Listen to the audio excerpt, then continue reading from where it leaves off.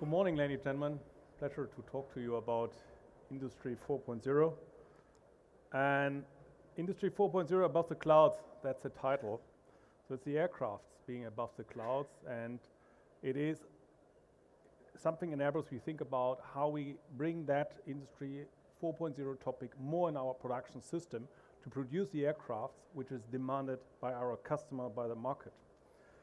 A little bit in my speech, a starter is where we are coming from, what is the driver and why we're doing that. We are not doing that because it's a fashion. We are not going for Industry 4.0 because it's sexy and these kind of things. No, it's something we need to do. There's no alternative to that, and we have to do it to stay competitive against our main competitors, and that's not only Boeing. Now, the market requirement is extremely positive for aircraft industry. So that's a picture. You can read the figures. So we have an increase of the market. We have an increasing demand of aircrafts in front of us. So that's extremely good. That's positive. But it brings us into a situation which is a big challenge. How do we make that aircraft happen? And how we ensure a ramp up of our production system? And how we manage our new aircrafts to come fulfilling the demands and the requirements of our customers. So one thing is to focus on is the single aisle market. So this is the medium range aircraft type of aircraft. That will be as well a focus in my presentation, because that's one of the things where the demand is extremely high to industrialize the aircraft production system. So look at that picture. It's a picture between 1988 and last year, 2016. There is a difference in what has changed. Yes, we make colored pictures now. I'm joking, that's not only about that. You see there's not so much of a difference between the production of a fuselage for a single aisle in the start of the single aisle program at the end of the 80s and where we are today. Components are huge. That's the nature of the aircraft. It's the size. You see a lot of steels, jigs and tools standing around. The aircraft is something which is extremely demanding in terms of tolerances, in terms of processes to ensure that the performance of the aircraft finally achieved. Our customers have clear commitments from us about the performance of the aircraft, so we cannot deviate from that. It is checked in the handover, and if you have a deviation because we are not accurate in the setting up of the wings, we have a penalty and we have to pay for that. And it is, by the way, not acceptable as an industrial standard to deliver something which is not in line with the customer requirements. Now, the current aircraft production based on the design, and most of the pictures you will see are from the 320, and the 320 was developed in the 80s. It was designed from the fathers of the 320, thinking of a production of these aircraft for the overall lifetime of 600 aircraft. So they were thinking Airbus might be capable to sell 600 aircraft to the market. That was a business case to launch the 320. Now we are delivering 2 aircrafts per day. So we are in a range of 600, close to 7 aircraft, 1 per year. So that is even beyond the expectation of the launch and business case of that aircraft in the 80s. Now, there is a consequence behind that. That's a success story, that's good, fantastic, but there's a consequence out of that. The labor work and the conditions of work is completely non-industrial or non-industrial friendly. So there's a lot of manual labor work. We need high-skilled workers to do the job. It is, from an ergonomic point of view, not very supportive for human beings. You see the people laying on their knees. We have isolated, inflexible automation solution in place, which are very unique and tailored for aircraft production, which means for us, we cannot use something off the shelf, for example, from automotive industry. And we have a lot of jigs and tools, which are massive, stable, and unflexible in terms of changes. Now, what we did, as most of the other industries as well, we looked around and we had a lot of discussion with the automotive guys, and you see these pictures between automotive and aircraft. We relatively quickly recognized it don't make sense to just copy it. Yeah, we will never have a production system which looks quite similar to an automotive production cell, having robots doing the body car assembly with more or less 0 human being in that. So we need to go another way. We have to do we have to implement the industrialization another way into the aircraft production system. And we have to use, I would say, clever means out of that. And one of the key things is, coming back to that, coming back on the picture on the challenge, I mentioned that already.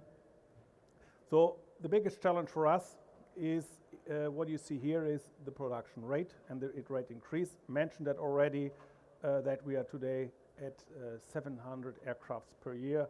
We're ramping up by 2019 to 60 aircrafts per month, so close to 800-900 aircrafts per year. We have another subject, which is the speed of the increase of the production rate, which is a challenge with the given design. And we have customization. Customization is something very special on aircrafts. Every customer wants to define his aircraft in a sense that it's tailored for him. Now that's okay, that's good. They're not so willing to pay too much for it. That's a drawback. Now we have the single aisle originally was planned for being an aircraft to fly short and medium range in Europe, for example. Now we have developed that aircraft in that sense that we have airlines taking that aircraft flying coast to coast in the US or flying cross Atlantic. Then you have a complete different customization setup. We have aircraft now having a 3-class configuration of first class, business class, economy class. That means you have a complete different setup of an entertainment system. You need that. You will not fly across the Atlantic with a very simple economy class without any entertainment system. That's an aircraft which is in terms of workload much, much higher for our production system than an aircraft which is a standard short range, EasyJet or Ryanair type of setup of the cabin. A very complex supply chain. 80% of the value of the aircraft comes from outside, so we need to work together with them. If we are not being able in what we want to set up with Industry 4.0 to get the supply chain on board, we will just optimize 20% of the value process of the aircraft. This is another picture there, which is you see this guy in a new working environment as well in a new design of the aircraft. So when we go for a new design of an aircraft, we really want to prepare that now in that sense that it is really ready for automation, like a car. A car from the beginning on is designed for automation, not only for the design itself, but as well for automation. An aircraft is today, a single aisle is designed for performance. It's not so much designed for industrialization. We have a product which lifetime is relatively long, 30 years, yeah. And we have to manage something which is, when I'm talking about end-to-end data management, which becomes more important than it is today, which is cyber and product security. Especially on aircraft industry, cybersecurity is a key. We need to ensure that there is no influence into the system manipulating the manufacturing system in a way that it is, for example, impacting the aircraft and the quality of the aircraft. Main targets. In principle, it's the lead time reduction of the production, RC reduction, and the lead time reduction in development. In the lead time reduction on production, I mean, we have today a big challenge to go into a production rate which is 2 to 3 aircrafts per day, which means in 2019 we deliver every 4 hours an aircraft, about 4 to 5 hours. And we have aircrafts, as I mentioned, which have different customization levels. So we have a EasyJet Ryanair style aircraft, very simple cabin, and we have a coast-to-coast US aircraft. It's a factor of 4 in the workload. How to bring that through a production system in a sequence that is one aircraft is not blocking the other aircraft. RC reduction is a key point for us. We see big opportunities there with automation and support system as well to avoid the economic situations we have today, and to get rid of testing and measurement activities, which is today a big portion of the cost of the production of an aircraft. Lead time reduction, 350 lead time of design and from the decision of the concept and bring it to the first customer was about 7 years. How can we do that in a much faster and more mature way? And that is what we see is Industry 4.0 is an important contributor to the reduction of the lead time and the development of the aircraft. Now, these are the targets, and when we started thinking about that, how we bring that into our business, we take the classical triangle of a setup of an industrial system. It's completely independent of aircraft industry. It's a classical triangle, how an industry is set up. You have the shop floor, you have the MES, and you have the enterprise resource planning. You have that 3 layers in principle in a company. So the shop floor is everything which is about data connection and being able, and that's we call it vertical integration, to maneuver data from the shop floor, from smart nut runners, for example, into an MES system, into the enterprise resource planning. So what can we do? What can we develop to make that happen? The other axis is the horizontal integration, and that's more about the link into the engineering and into service. So how do we ensure a complete consistent system from the engineering into the manufacturing? So we have changes in engineering, we directly see the changes in the production and vice versa. An important subject when we talk about a reduction of the development of new aircraft, or in principle of whatever kind of aircraft component, to bring it down, to cut it roughly by half compared to the time we need today, by keeping the maturity level of the data which comes out of the engineering work. Now, this is a global picture, not so much to aircraft link, this triangle. Then we transfer that into our world, into clusters. And we come up with 6 clusters plus 2. The middle is a digitalization. These 6 clusters, and this is that's good. These 6 clusters here are the backbone of what we call Industry 4.0. And you see here a cluster which is called Virtual Twin Product and Virtual Twin Factory. That is mainly the integration of the production system together with the engineering system. Now, a few words on these clusters. Starting here, production system, most of the people know that. That's the classical things like I'm doing the automation on that level here. Putting in robot. We recognize classical robot system will not help us very much. So we are thinking about a lot of human-robot collaboration. We will have people walking in the aircraft. It will not change. But we need to have more and more robot systems which are capable to run into the aircraft itself without heavy jigs and tools. We have things like data generation out of nut runners, out of drilling devices, to have smart tools which we put into the system, which are needed here, which gets data from here, goes in here, and then goes into the MES system. Supply chain already mentioned, 80% comes from outside. If we are not getting the supply chain on board, thinking in the same direction, starting at R&T, then we will certainly just make 20% work on 20% of our product. IT infrastructure is mainly end-to-end data backbone, PLM data backbone, and real-time data availability. That's a key. Having all the data on time at every place in the company where you need them. Behind that is as well the cybersecurity story. So if you have an end-to-end data management, cybersecurity is an absolutely must, much more important than even today. Design for assembly is something for the future, for whatever kind of new aircraft to be developed. Aircrafts are split by other chapter. It's a structuring of the aircraft. It comes from the 50s. It was a good idea at that point in time. It's a blocker today.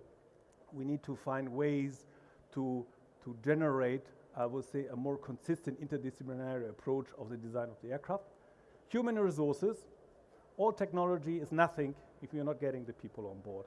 Having the people on board means all the HR aspects, the change of the work environment for the people, to prepare that, to develop that, and it goes beyond the technical point. It goes into talking to the people, but as well talking with the unions and works councils to get them on board, to get their support, and not coming up with nice technology solution and getting blocking points in the introduction later on. Operation is, for example, being able to dynamically control balanced system. This is the example I mentioned, with the different customization version of an aircraft running through one line. And then you see the left and the right, which is the virtual twin. of the product to have in the full process, and we are not able to do so today, a virtual twin of the aircraft running from the start of the design into the service of the aircraft, and having that always up to date. The same for the factory, and that will allow us, if there's a change here, we see the effect here. That's very important to keep the system running over the lifetime of a product. Some examples which I feel are very important for the Industry 4.0 is end-to-end data management. The big difference between classical automation and Industry 4.0 is availability of data, ensuring data are everywhere available and are connected. Connection of data is one of the key things we can do today, which we were not able to do, for example, 20 years ago. Capability of computers is compared to, let's say, 20 years ago, a factor, I don't know, by memory, 10 higher. And the opportunities to increase the speed and the capability of computers by a factor of close to 100 in the next 15 years is more than likely. So there is a revolution in front of us, which allow us to manage information and data in a completely different way from the supplier, MCA's major component assembly, so that's Airbus, so building up the fuselage, the wing, and then you have the final assembly lines, and finally the delivery of the aircraft. And having, I would say, the big amount of data of a full aircraft going through the full system, and having these bricks, which we have today, often cut it and converted from data into paper to have them being closed so that we have an end-to-end running system. Virtual reality, if we have the data everywhere, we can do much more on virtual reality, and it allows us the use of the data. We can simulate tasks on real time. Real-time simulation is a very important subject for a production system. Running cobot and smart tools, so do something out of the data this machine generate, as well give them information and data so they can do something out of it, and direct visualize tasks in augmented reality. Something which is very helpful for human being is all kind of visualization. Augmented reality, just mentioned. An aircraft, when you look, I don't know who or what, if you have an opportunity to look into an aircraft when it's without the cabin being installed, you see all the tubes and cables. If you go through the aircraft with a classical drawing, it takes you a few seconds and you are lost. To navigate through that system, having all your data with you, to find, this is a simple example, kind of a bracket here, yeah, and for example, to apply a modification which was coming later, change it, replace it, do something with it, feed directly the data back without any, I will say, paper in between, is in a massive lead time reducer and a massive RC reducer.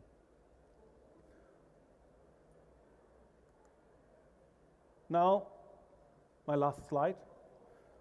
The design for assembly is the next step to come. So what I just mentioned, we will apply it for single aisle program, we will apply it for the 350.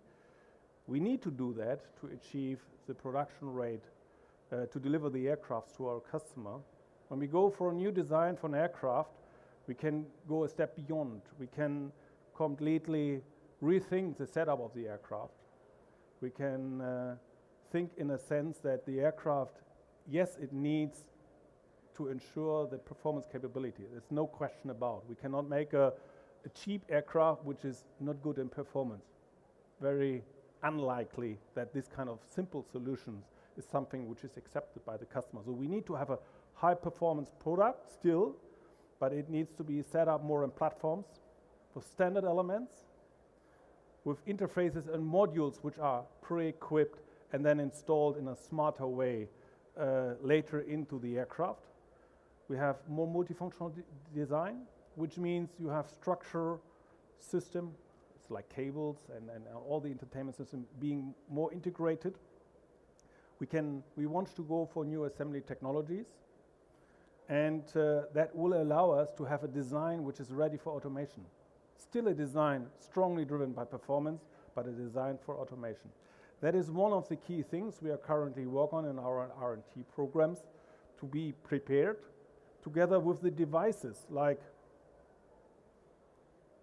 this robot system, which is installing that bin, for example, which is today done manually because it's very complex to feather it into the right position. Now, with a better design, this kind of robot can support the human being to install it, to do the heavy work. The guys having all the information to navigate in the fuselage, at that example, and we as well are able to implement the customization requirements we get from our customers. There was a brief overview about Industry 4.0 on aircraft industry. I hope it gives you some impression what we're thinking of, which direction we're thinking about. Certainly it's a journey we're starting in, and this is certainly as well a little bit more of time than half an hour to talk about, but I promise to stay on time. Thank you very much. Thank you very much, Jens Gralfs.